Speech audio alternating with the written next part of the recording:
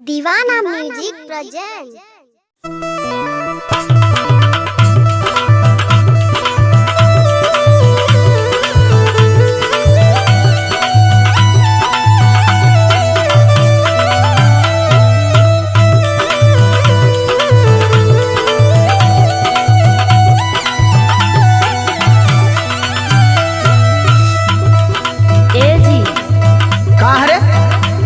बड़ा बबरी झरतनी बाजारे जाए का?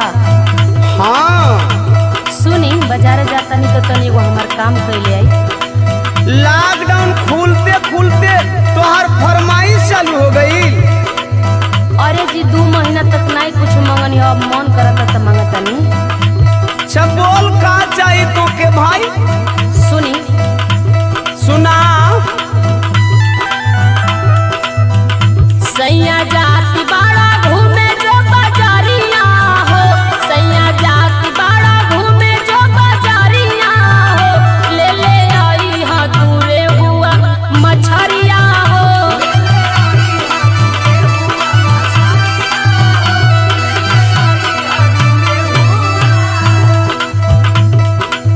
तोहार फरमाइश सुन लिहली, अब तनिका तू हमारे को सलाह मान ल धनी।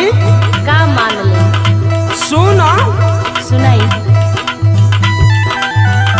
बेरोजगारी बा बढ़ावले कोरोना हो, बेरोजगारी बा बढ़ावले कोरोना हो, खाइल कम कर चटक मटक खाना हो।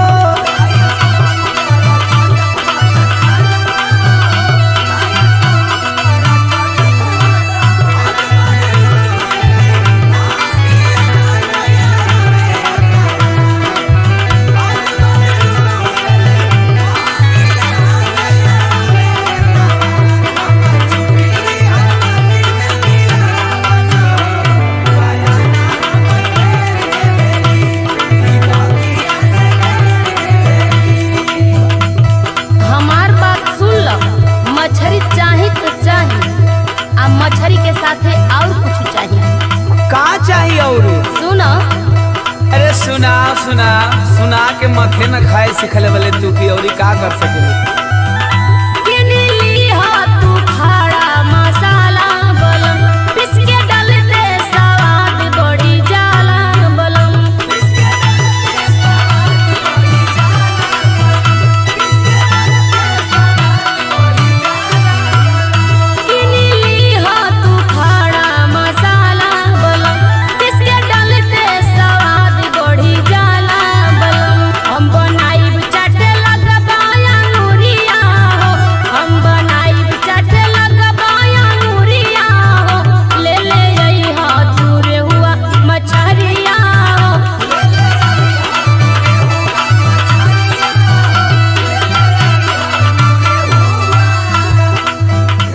रानी, हमरो मन हो कि हम तो के चिकन चिकन खियाई, लेकिन हमरे पास एगो मजबूरी न बारे।